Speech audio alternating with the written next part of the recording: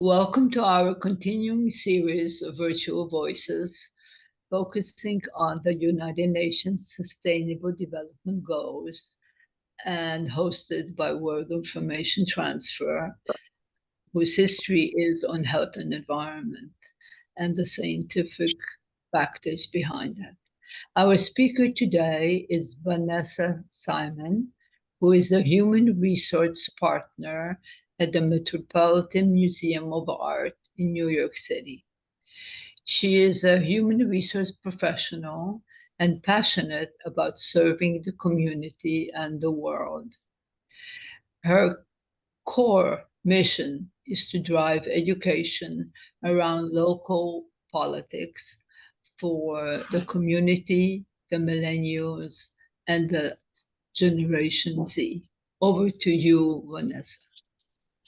Good afternoon, everyone. Possibly good evening. I am thrilled to be joining you guys today. It is an honor, and I thank you guys for this opportunity. I'm Vanessa Simon, as shared. I'm based out of New York. I was born in the state of Florida, but moved up to New York, the land of possibility, by the time I was the age of 5. And I've been in New York ever since. As many of you may know, New York is that crown jewel for us here. And it really is a place where you can make your dreams come true. I am first generation American. My family is from Haiti. And I don't take that for granted at all. As many of you guys may know, obviously, what's transpiring, the tragedies that are happening in Haiti right now. I couldn't imagine being in Haiti right now, but my heart goes out to what everyone is going through. But I do appreciate deeply the fact that my family decided to come to America. And as a first generation American, I take great pride in that. And that's why I'm here today, to just share my story. So a lot of what was shared, I'm really big on community and just overall getting involved. I feel like we are in a critical time in history where it really truly is incumbent upon millennials and Gen Z to carry the torch. We are next up. And as stressed prior, learning our history is very important, but utilizing and leveraging that to shape the future and harnessing that information. So I cannot stress enough how important it is to know where we've come from, because it is true, history does repeat itself. But one critical component that we are adding to the mix is technology. Technology is one way, if harnessed correctly, can just connect all of us in a way that, as you guys may know, whether it's leveraging Facebook or Instagram, we can connect in minutes. And we are not seeing that leveraged in that capacity just yet. I know now we have the introduction of AI. AI is ubiquitous. And I feel like a lot of people are still trying to wrap their minds around what AI can do. But my message to you guys is fret not, like AI is not and does not have the capability of leading a country or being president or being like the environmentalist champion. They could help shape our ideas and help us reach tremendous audiences at a rapid pace, but there will be place needed for us in the world. So my message to you guys is simple. I really think that it's important to acknowledge the fact that it does not matter your background, your socioeconomic status. I know many of you, like many humans, we have challenges, we have distractions, but there is nothing that can deter us from what is our true destiny. So if there's anything that I'm driving as far as like encouragement and making sure that you understand when we are studying that history, really trying to understand what we as individuals are passionate about. As shared earlier in my bio, I am passionate about local community and politics, but others might be interested in education or environmental studies. We all have a lane. So it's imperative that the message that you're hearing from me this afternoon is that we must leverage technology in a way where we're using it to gain more information, gain more understanding about where certain things have happened in history, and taking it from there and building that next layer because we are the next generation. And of course, when I harness and share the information that has been bestowed upon me, it's important to know that not everyone may have a close unit or access to, whether it's technology or close family member. That's where I encourage you guys to seek mentorship, either from school, a professor, a teacher, a coach, just to gain that guidance, right? I think it's important that we all joining this call are from different areas around the world, and but the struggles can be similar, right?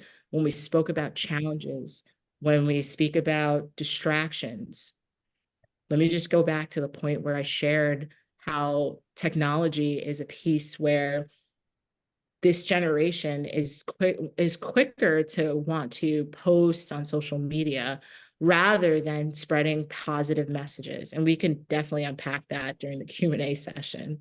But it's like, how can we be more productive in how we're leveraging these tools? And I'm not sure of everyone's age on this call and the range, but just please know that age is not a determining factor as well of your destiny. I mean, if we're taking a look at where Mark Zuckerberg was when creating Facebook, he was in college, and look at where Facebook is now. So that's where I encourage you guys to that's where I encourage you guys to figure out what is it that you're most passionate in and pursuing that. And what is that going to be? What is that indelible mark that you're going to leave on this earth that is your legacy? And how are you going to leverage technology to not only connect, but to contribute? Right? So, that being said, when we're talking about just the environment, right? How are we, and just to backtrack a little bit, I think one of the most critical things, if you're at home right now and you're just like, okay, what does this mean? Okay, leverage technology, we got to have access, we have to stay connected. But one of the main critical points that I always try to communicate to those in my generation is it's our responsibility to be civically engaged. What does that mean? What does local government look like? Yes, I'm very passionate about community and local government, but it is through local government that we have access to the information on what's going on right outside our doorstep, whether it's in our state, whether it's in our country.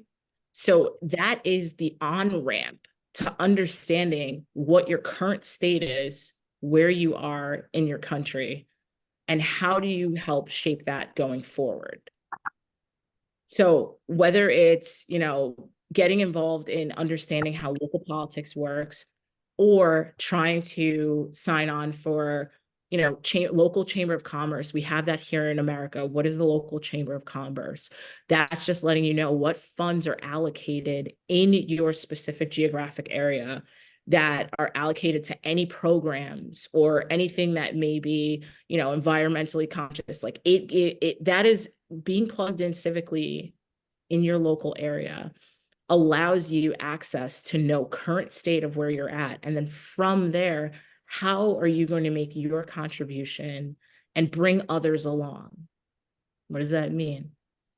It could either mean maybe there are issues with park and recreation. Maybe you have a decline in literacy in your neighborhood, maybe one of the lowest ranking. It's one of those things where I share harnessing your passion to find what is needed and then absolutely pursuing that based off of the data. And that's where I keep mentioning it's important to use the information around you. What is the historical context of the area that you live in? What are the trends? And shaping the future. I think we're at a moment in history where we just no longer can sit idly. There's a lot going on in the world. As you guys can imagine, and I'm sure you're watching, it's a major election year for America. We have the kind of rematch between President Biden and former President Trump. And you can almost feel how it's ramping up. And I know you guys have seen the division. So for me, when I'm looking at it, that is current state. And the role that I see myself playing as a millennial is, what does the path forward look like? What is the future looking like? These aren't, for me and my generation here, a lot of the sentiment is these are two candidates that aren't the most favorable. So when assessing where we're at in current state, it's like, okay, where do we go from here? And I've identified that the gaps for us here in this country with millennials and Gen Z, they're not civically engaged. We don't really learn much about how local politics works and how to get involved. So a lot of my passion and what I seek, what I discuss, my platform is teaching people how it works with local politics, what age it is to get. It's something as simple as, yes, we have the age of registering to vote is the age of 18, but what is it? I mean, the lack of information is people don't even know that how to use their ballot when they're voting. Understanding the intricacies of, like, what does it entail to run a campaign? All of that is what I've assessed on the education portion of my civic role and passion, right? My message to everyone on our call today is just understanding and leveraging your passion in whatever field it may be, whether it's social justice, if it's education, picking a lane. Everyone must be tuned in to what's happening within their government civically, because that not only provides the history of where we are in the area that we live in, but it'll help us understand how we can be change agents in the individual categories and the individual passions that we have, because the government is the hub, right? They kind of allocate what's going on. And once again, I look forward to any questions, comments during the Q&A session, because I don't, I look forward to hearing how it is in different areas around the world. But overall, it's important to understand that society needs us right now. The world needs us right now. So for me, it's important to understand that when you're doing your research, when you're understanding how the world is changing, let me give an example.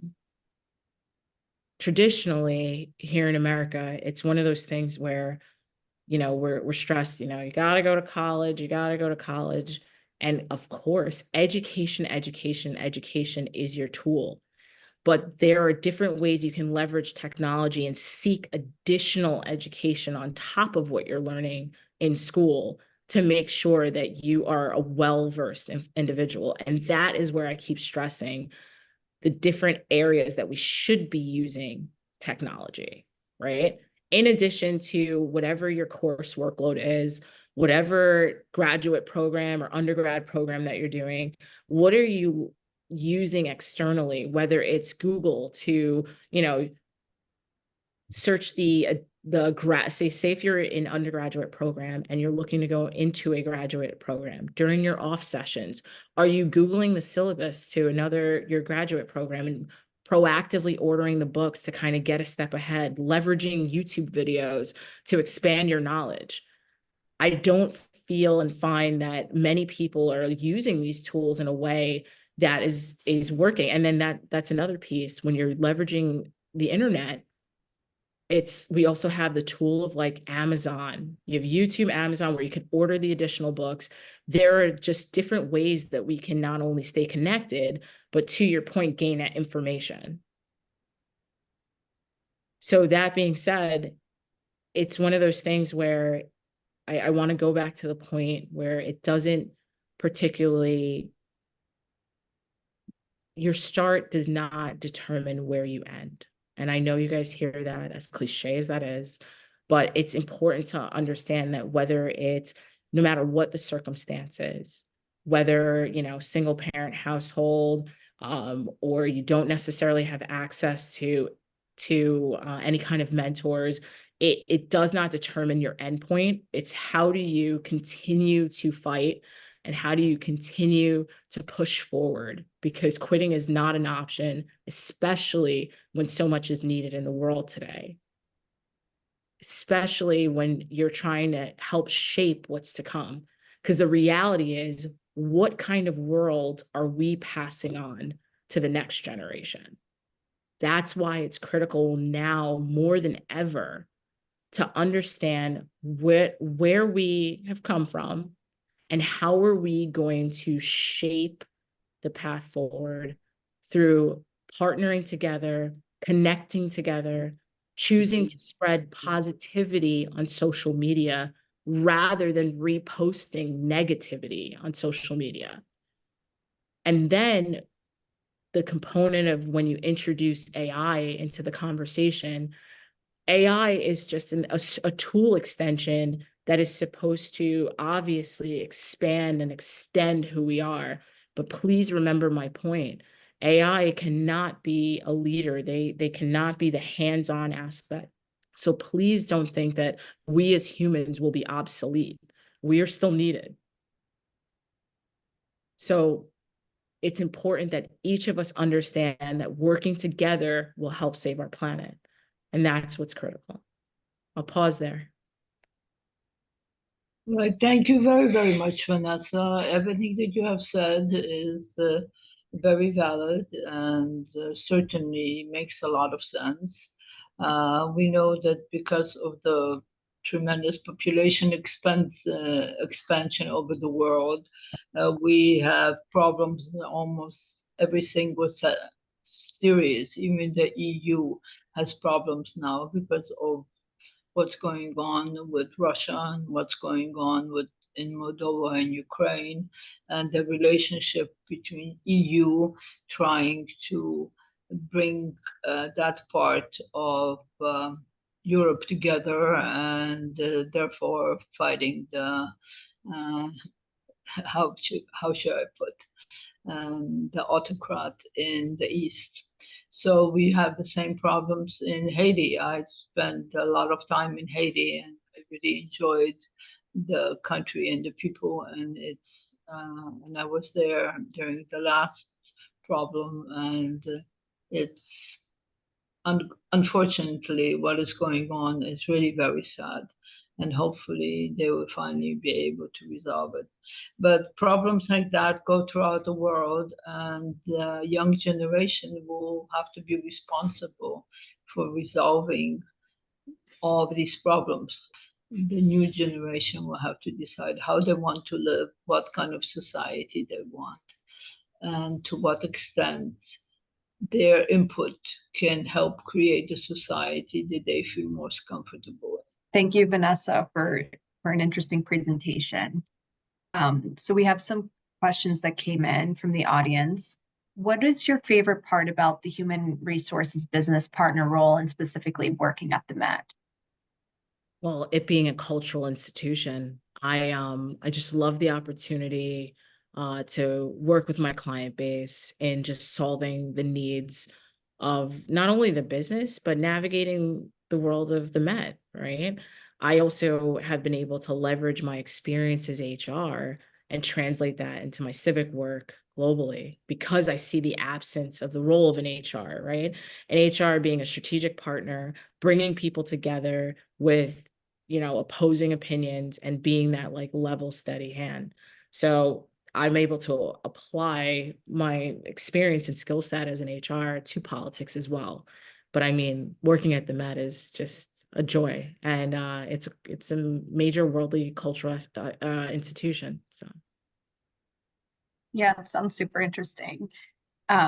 What can you say about the transformation of consumer culture, and how do you see consumer culture kind of evolving as we go? I mean, I see it evolving at a rapid pace digitally, right? Like we no longer, and that's why I shared and I harped so much around like using technology to connect us in a way where we are contributing in an impactful way to society.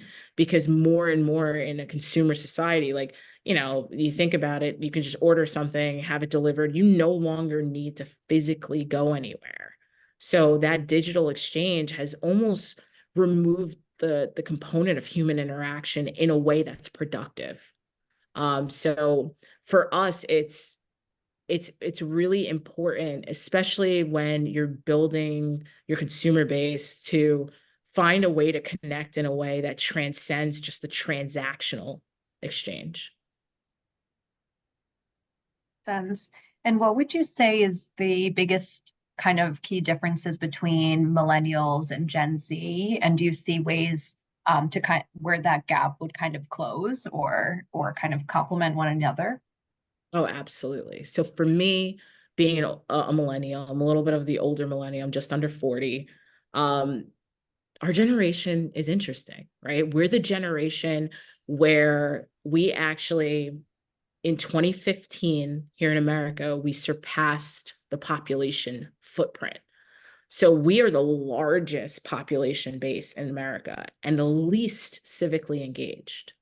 So for me, we're also that generation where we had the highest divorce rates.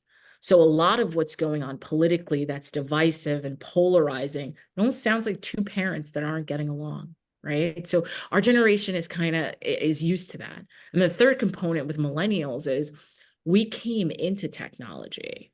So we have that wisdom and experience of playing outside and playing together and having that social connectedness in the physical form. And then we came into technology. I mean, all jokes aside, I kind of still struggle with technology as an older millennial, but we came into technology. So I consider us like the bridge generation. So we're bridging our parents' generation, Gen X, and then Gen Z comes in, who they're fully raised on technology, right? And it's one of those things where they're passionate about what they do. And at times, with the gap in the technology, the understanding of the evolution of technology, Gen Z gets it, right? So a lot of the time it's difficult for them to connect with older generations. And that's where the millennial bridge generation comes in, because we have a little bit of both. So I really, really stress upon my millennials out there to do their work in trying to be that connecting factor, right? There's a lot of times that I do that, whether it's at work or in my political world, where I'm dealing with older generation and they're just like, oh, Gen Z, they're so frustrating, they don't get it. And then on the other side, you have Gen Z that's just like, oh my gosh, this could have been an email. Like, why is it a long dissertation? Like it's this whole thing, a longer discourse. And it's one of those things where as millennials, that's our role. Our role is to take the information, take the wisdom, and then partner with Gen Z to help shape the future, because we need that wisdom. And there's a way and a dialogue that we can help guide to Gen Z to help bring them along, that at times they feel disconnected from, whether it's Gen X or older. That was a really interesting way to put it. I love seeing millennials as a bridge. And so what do you think is important to introduce into maybe the curriculum of learning and development programs, HR programs, culture programs at businesses or even schools, to teach the different generations to work together and maybe kind of fuel like what components are best when working together collaboratively across the generations? I mean, for me, it never goes out of style to be involved and have things that give you a sense of purpose and dignity and pride, right? So that is one thing that I always share in areas that are needed.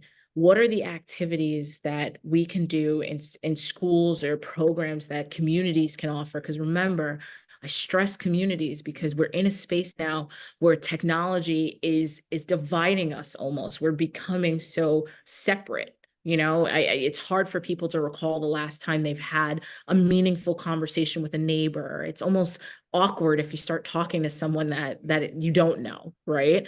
And it's one of those things where it's important to have programs and courses that bring us back to moving the needle forward. For me, I like to, when it comes to community, I like to focus on 5 pillars.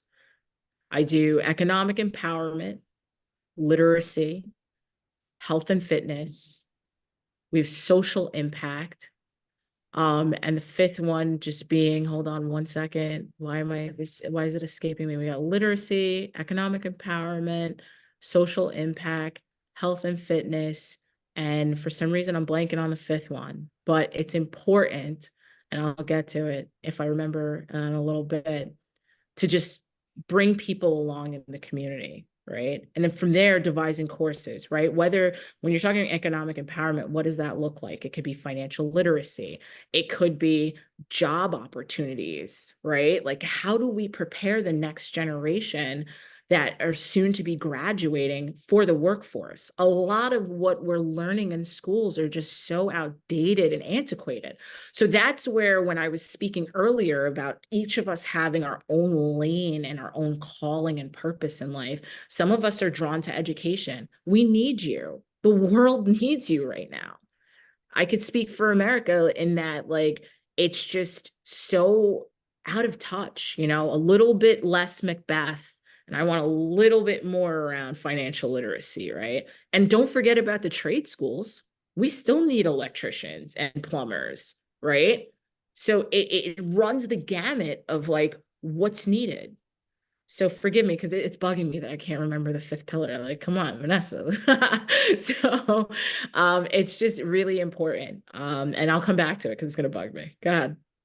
Yeah, that's a really good point. And I've been hearing discussions around this, like with Gen AI and all these AI tools coming out. Like, what are the skills that you think are more needed for us to learn? Like financial literacy for sure, but even some tools are able to kind of help produce the work product that people were previously producing. And it's more switching the hat in terms of like, what questions should I be asking this tool rather than coming up with the material myself. So what other skills do you think are kind of needed to teach in the classroom at a younger age? I think the most important, and I did figure out the 5th pillar, and shame on me, really harps on where this question is going, and that's mental health, right? Especially post-pandemic. I think it's not only do we have the dialogue in present day 21st century to identify it more, articulate about it.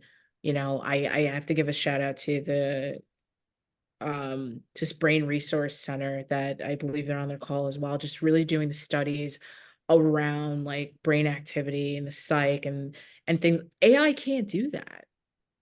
AI can take the information, aggregate it, spit it out, but it's like that human interaction, whatever field that requires like teaching, right?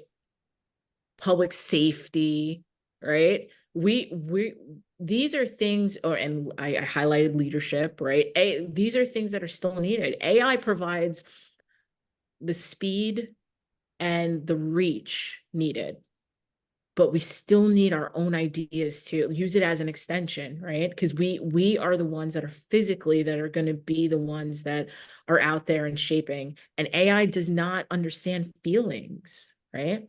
When the world is in search of inspiration, when the world is in search of guidance, AI does what we tell it to do. But are we leveraging the education that we have to know the proper way to guide it?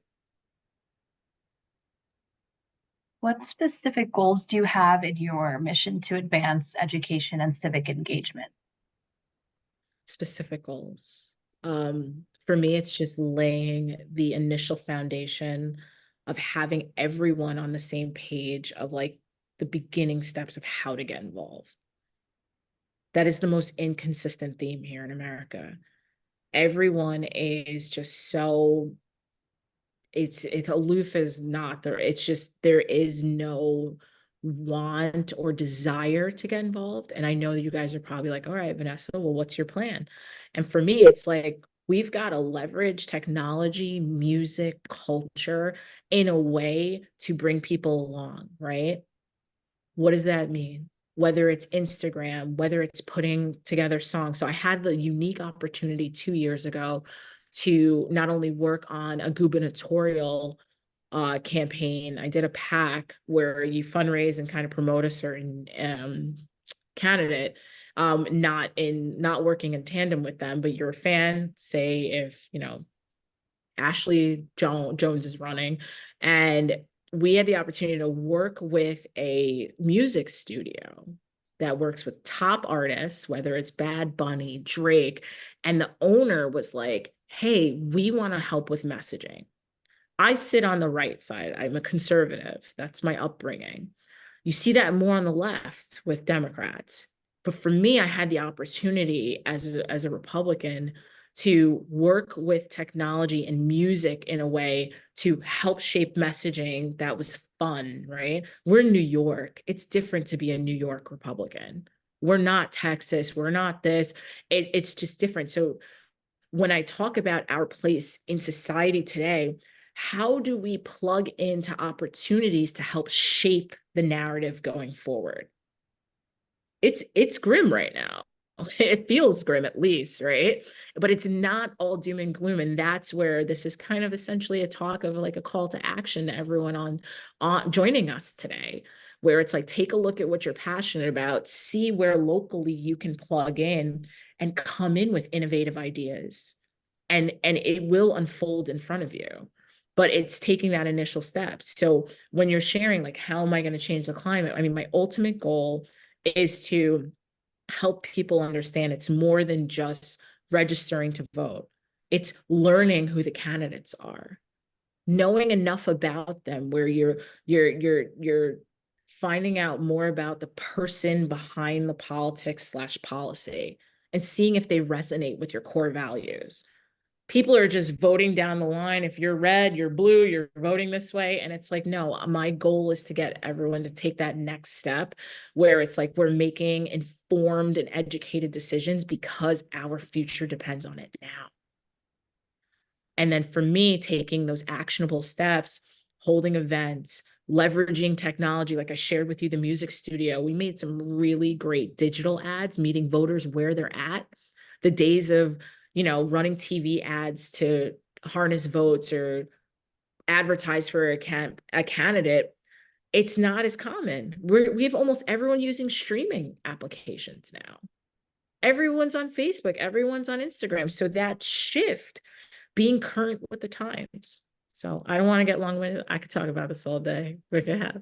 Thank you for sharing. And it ties into someone else's question, which was, what role do technology and social media play in engaging millennials and Gen Z and creating a sustainable future for us and next generation? So that was like a great example, but are there other ways that you think we can leverage technology and social media to kind of help foster a sustainable future? Absolutely. We need a cultural shift. I haven't seen it yet. And I mean, please, guys, weigh in here. But when we think about where social media is and how people are leveraging technology, it's kind of a world about like me, me, me. But don't get me wrong. For the most part, millennials and Gen Z, we get our news from social media. I can't remember the last time I turned on a television.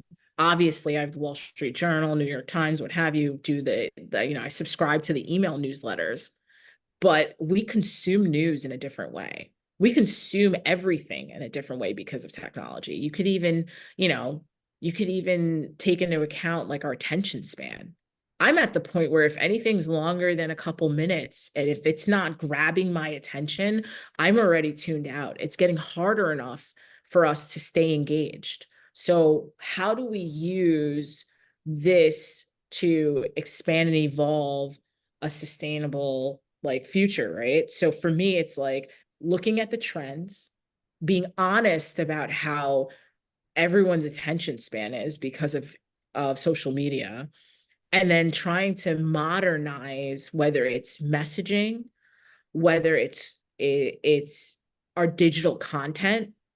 We cannot have like long drawn out. I shared that with you with millennials and Gen Z. We're very quick to be like, this could have been an email. This could have been a quicker soundbite. So it's important to try to bring a level of thoughtful content that is going to not only be engaging, but having people understand like the holistic impact of the discussion at hand and how they can take part in it, right? It's not just downloading information. What obstacles do you face in trying to promote education about local politics among young people? Like you mentioned that it's so true. People kind of will just look like, oh, I'm just voting Democrat or Republican and not really reading between the lines. What other challenges do you face in promoting education about local politics? I mean, I'm wearing my Republican red today. You can only imagine what I face, right? So it's one of those things where, obviously, without going into too much, it's just like the party has now become the party of Trump. And there's, yes, whether you're a fan of Trump or not, it's one of those things where I'm still the individual at hand, and I was raised on conservative values. I have the three pillars of family, faith, and community. That's what I resonate with. You know, aside from getting swept up in who's running, it's like those are the values that align with me. I do like less government. I am very big on like being fiscally astute. Like it's those that I resonate with. So for me, it's staying, the obstacles that I face is just staying true to myself and getting people to see the other side of that. And I actually had the opportunity to run for city council 2 years ago in my quest to learn more. I absolutely wanted to become involved in my local community, but I was in a quest of like making sure I tried to learn how the inner mechanisms of local government works. Because another fun fact about millennials and Gen Z is we're the most academically decorated in history all over the world. We've got this degree, got that degree, but here in America, as you know, the absence of civics education is really crippling, and I see it posing as a hindrance to the trajectory of our future. So it's one of those things where I just have to stay true to myself and craft messaging that people can resonate with, right? I talked about being first generation American. I talked about being in HR, being passionate about education, literacy, economic empowerment. And when I went door to door while running for city council, it turned out I had more people where we had similarities rather than differences. And I just had to harness that, right? I would come to the door and I'd be like, hey, yes. They're like, you're a Republican. I'm like, yeah, but I'm Vanessa Simon. I'm not Trump. I'm sorry. Like, let me get to know you. Let me introduce myself. And then once getting through that, them getting to know me as a person and what the policies were, and that I'm passionate about and what I stood on and my values. And that in itself is really a reflection of like that human experience. Having that deference, having that moment of exchange where it demystifies any barriers and it creates a common ground. So based off of that, I've been able to leverage those experiences and being in HR to craft the right messaging to bring opposite sides to the table. But that is one of my biggest challenges is, you know, it's human nature to immediately hear something and just assume, but I use what's important and trying to find common ground to explain what I'm passionate about. And they, for the most part, I'm able to navigate those conversations pretty well. You highlighted a really big issue that we face, definitely in the US, but maybe in other parts of the world as well, which is the polarization and kind of just the immediate reaction to kind of look at someone and be like, oh, you believe in X? Like, I don't want to speak to you because instead of kind of hearing them out and seeing that there are a lot of commonalities and the answer is usually in the middle of the two. So this question from the audience, interestingly, ties into that. The member was asking, with your experience at the Met, how do you think cultural institutions can play a role in uniting millennials, Gen Z, people of different political backgrounds to tackle situations together? Because it's interesting, our sometimes will want to convey a message, which is great, and it'll highlight issues that aren't always talked about. But then that can also cause a reaction of kind of more anger or a reaction for you to kind of really go toward one side on an issue rather than kind of meeting halfway. So it's an interesting question around like how cultural institutions could play a role in kind of more resulting in a reaction of collaboration rather than polarization. Yeah, absolutely. So for me, I always really stress like it has to come from leadership, right? Making thoughtful decisions and shaping how each cultural institution will move forward. And it isn't a one size fits all, right? I always stress the fact that no matter where you are in the world, it's important to tailor your messaging, your culture to what is apparent in your immediate circle, right? So it starts with leaders being very thoughtful on what's happening around the world right now, taking different input, right? The Met particularly, I mean, that's one of the greatest highlights is having the diversity, the cultural diversity, as well as like the demographics of the institution, and having different subject matter experts come to the table. And whether it's an exhibition, whether it's having a guest speaker, what are we doing to be thoughtful in what's going to move us forward, whether it's in the art world, whether it's like we talked about politics, but it starts with the leadership in organizations. And then say if there's poor leadership, then that's up to us as the individuals within an institution to voice that, whether it's to an HR. I mean, a lot of institutions and some places of employment have their surveys. So taking that opportunity to be like, hey, we want more, and letting them know that there is an appetite for those that want to seek more culturally in their environment. Thank you. You mentioned that you're first generation. I am as well, and I'm sure others would be interested to hear how that's kind of like shaped your outlook and your experience and identity and in maybe your field of work, but also your personal life. Absolutely. I think I speak for most first generations. It's a different grit, right? We're cut from a different cloth. We come from a family that instills in us the pride of like having an opportunity to be in a new environment that will potentially provide us the opportunity to thrive. And for the most part, we hit the ground running. It's something that, it instills in us, especially for me, a tremendous pride in our country here in America and what it means to take and build off of that. Like my grandparents came from Haiti the right way and came through what is essentially a merit-based program, and then getting, work and working their way in. So for me, it almost came full circle before my grandmother passed, that I would have been elected to city council. So should I have run? Should I have won? So for me, that's kind of what was my driving factor, to show her that like her energy and her sacrifice was not lost coming to this country, because not only did I take great pride, but I wanted to contribute to society in a positive way. So with first generations, like we have a different grit, we have a different respect, and a different almost responsibility to our families to show to them, that their energy and sacrifice will not be wasted on us. It's up to us to carry that torch. I take great pride in it. Really beautifully said. Thank you for sharing. We have a question around how do you manage to combine two different areas in your life, HR, leadership, and politics, and then also kind of find balance for the other aspects of your life? Absolutely. So for me, HR is really big, like I shared, bringing people together, but more importantly, training and development, right? So for me, when I'm looking at what's going on politically, how a lot of people are lacking the civic engagement, I'm like, okay, where can I plug in and work on training and development? Because the training and development is needed.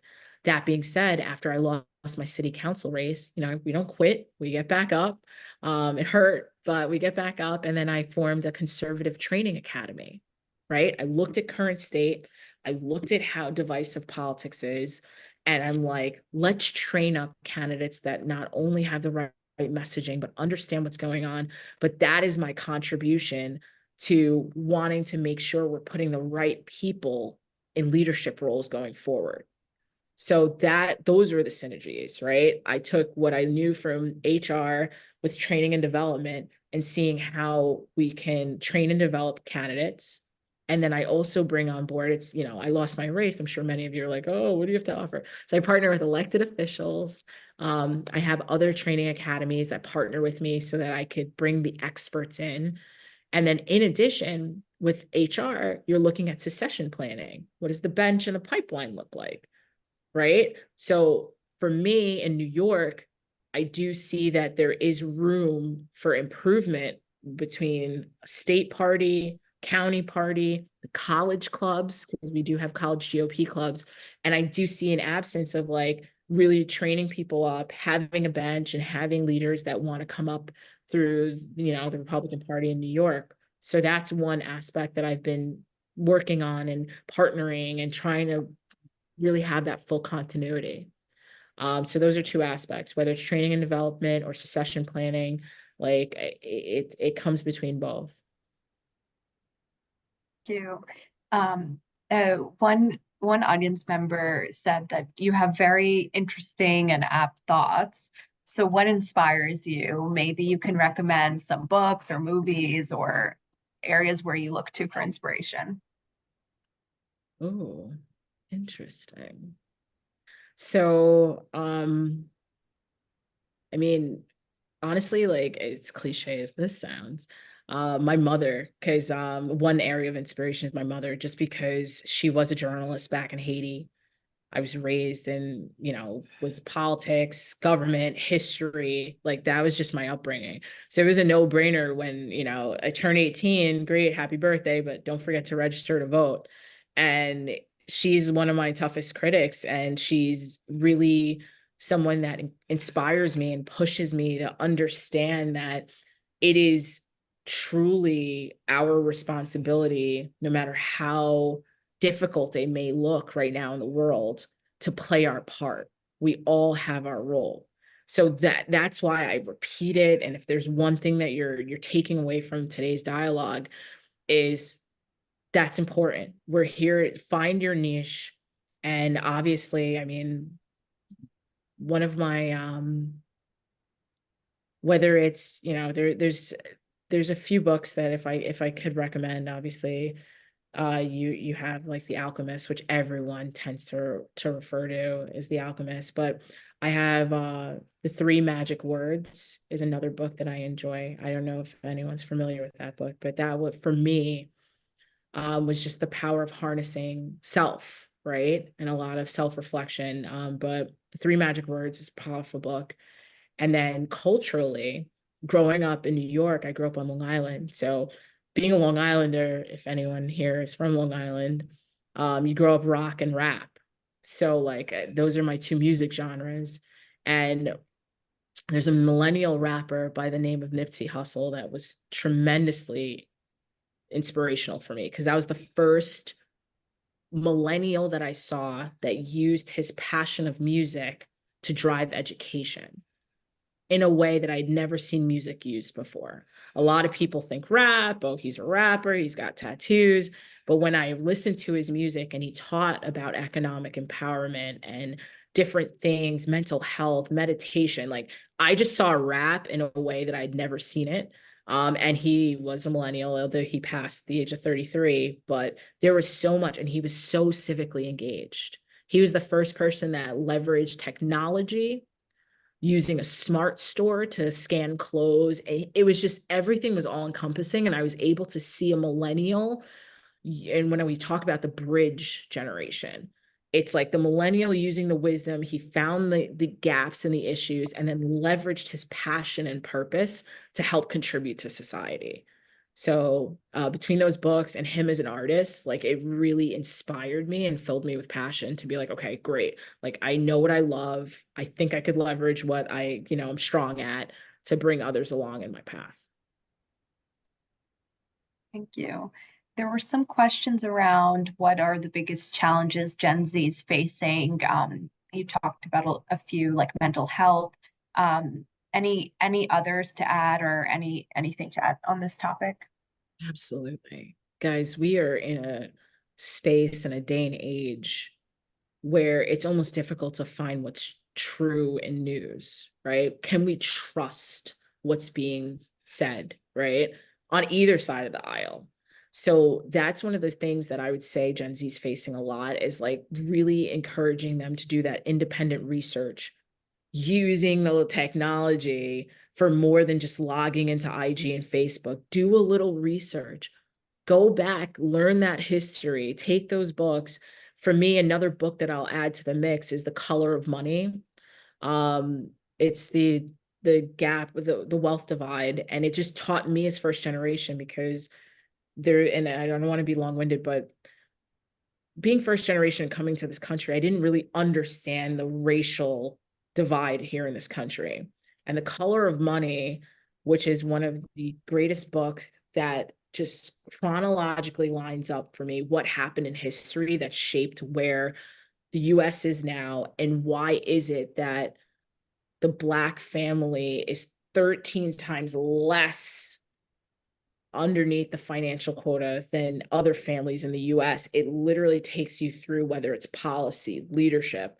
So it's one of those things where I went and did my research to learn more and understand. But in general, present day, current news, everyone settles for clickbait or soundbite and not going to hear the full interview or for themselves researching, like say if there's a case, whether it's a Trump case or whomever, right? Going in and doing that extra step to read through the details because all we're seeing are headlines everywhere. So I think the biggest thing right now is finding out what additional research we need and having a trusted news source. And that's what causes a lot of the hysteria, if you may. Yeah, it makes sense. And how do you think like news sources can be leveraged to kind of talk about topics that maybe aren't as popular or kind of like the headlines have caused such negative stigma around? Like how can you kind of leverage journalism or the arts to make less of a negative stigma around certain topics so that they can actually be spoken about? It's interesting. Because for me, that's where I really think that's where it's like it's time to pass the torch to millennials and Gen Z and leveraging the social media platforms in a way where we can kind of share the information. Because right now I don't see certain media news being open to when you actually think about it, there are not enough podcasts, news shows or channels are not speaking to us, right, in a way that we not only understand but can relate to. So for me, it's like the reverse of that. How are we going to come together and leverage social media platforms and or podcasts to start bringing us together on the pillars that I highlighted to cover the topics that matter to us? Because I'm actually taken aback by the fact that we don't see that still in 2024. When everyone is talking about whether it's politics or what's happening with sustainability, environment, no one's coming to us and being like, okay, what are your thoughts? For the most part, millennials, we're almost 40, we're touching 40. And like, I do not see us as part of the conversation on a global scale, let alone like just mainstream media. So I encourage everyone to like advocate for themselves and begin to come together and form our own thing, because it's not being represented at the moment, and that takes a little boldness. So. Yeah, it's a great point. Like I love how you talked about like the connectors and because you don't want to lose the kind of old school grit and wisdom that you get from the older generation and that we are kind of lacking in Gen Z, which to your point, like looking behind the headlines, taking the time for your own research. So it's that in between sweet spot if we can kind of come together and talk about things in a way that could resonate with both audiences. It's So I critical. Just to finish your thought, we have to understand the root cause of anything. How did we get here from a, political standpoint? How did we get here from social justice? How is it that, we're getting even further away from basic math? Like, I don't know if you've recognized, like there have been several times, whether I'm at the market or what have you, like if you're dealing with someone who's in their teens, like they're having struggle telling the different kinds of coins. And it's just like, what's happening to our education system?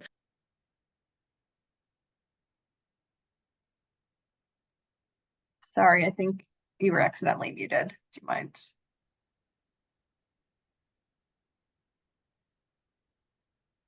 Sorry, Vanessa, I think you were accidentally muted. Do you mind fixing it? Oh, that was me. Sorry. Using technology. No, I was just saying we're in a space where it's really critical to get. Sorry. No, taka, teper łosza ty piszą, to tkoś piszło. Ty I don't musisz know if you can still hear me or if there's any more questions. Sorry about that. Oh. Thank you. Did you want to finish your thought first or? No, I was just stressing and doubling down on the fact of how important it is to just really help shape where we're at. Current state matters, but the history, what we talked about, like it's important to understand the root cause of how we got here so that one, we understand the triggers, what played a role in it, and how do we address those to move past it. Thank you. We have another question about your path to kind of your current professional role. Do you mind sharing some of the challenges or strengths that you capitalized on as you were working your way through New York? Absolutely. Remember, I'm first generation. I come from very humble beginnings. My mom worked 3 jobs to put me through private school. So for me, it was a lot of, you got to remain curious, got to ask questions. You have to find ways.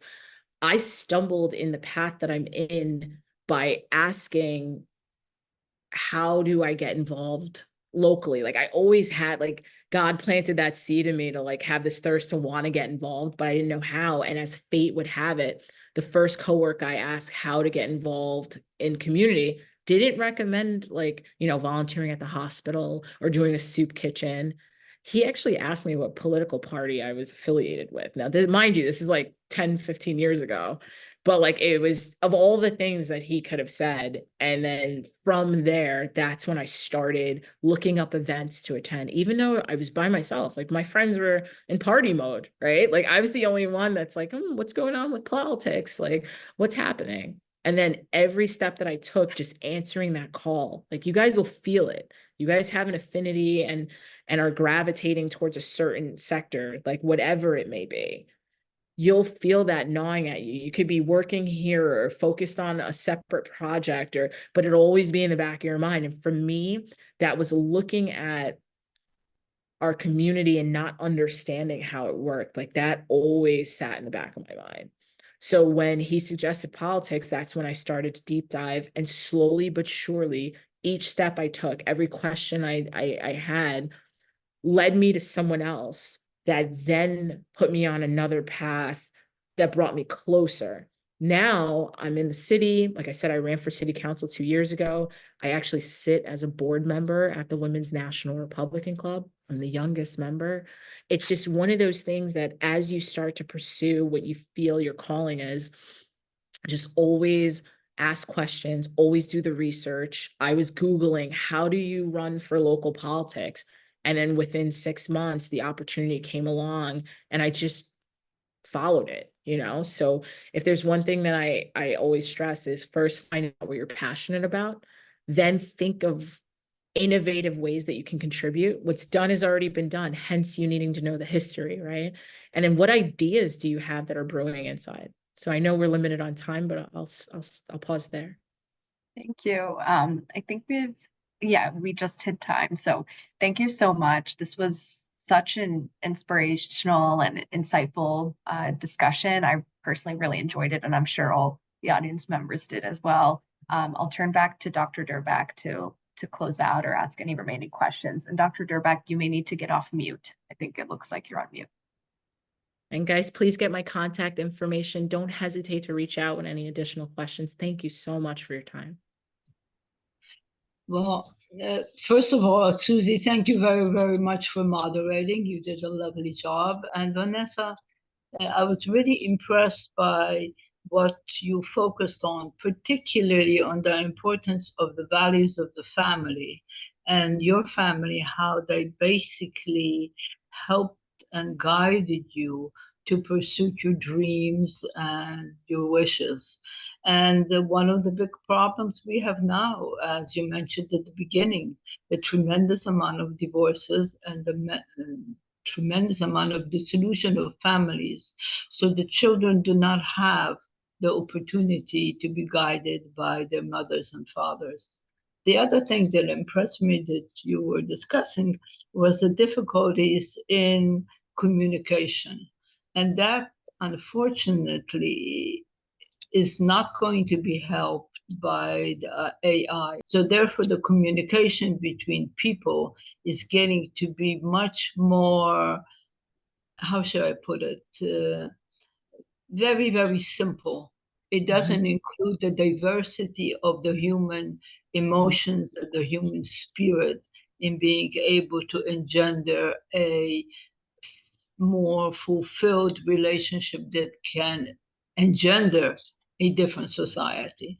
And that is one of the two things that was really impressive for me, to hear you say that in a very, very eloquent manner, and using examples from your own life on how to structure your goals and your perspectives for your future. So thank you very much.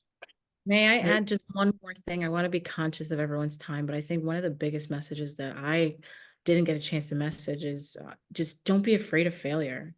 I took a few lumps on this journey, but I stayed true to my purpose and my path, right? Take it as learning opportunities. My mom gave the example of Thomas Edison, if we could have a quick laugh. And she's like, look at Thomas Edison and his contributions. If he didn't fail like 120 times, whatever it is. And I was like, Mom, I actually like J.K. Rowling's story with like her story and Harry Potter and how many times. And she's like, that's a great story. However, imagine not having light, the world would be dark. She's like, basically, like we could, J.K. Rowling's contribution is great, but this is something that Thomas Edison did that brought light to the world.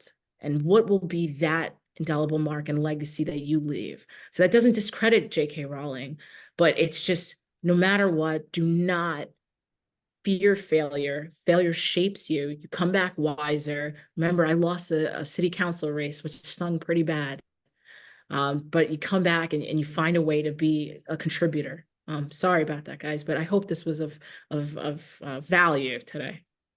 Oh, definitely. And I wish you the most luck in achieving your goals. I am absolutely sure that you will be able to do that, because you have the courage to fight for what you want. And that is in itself very, very important.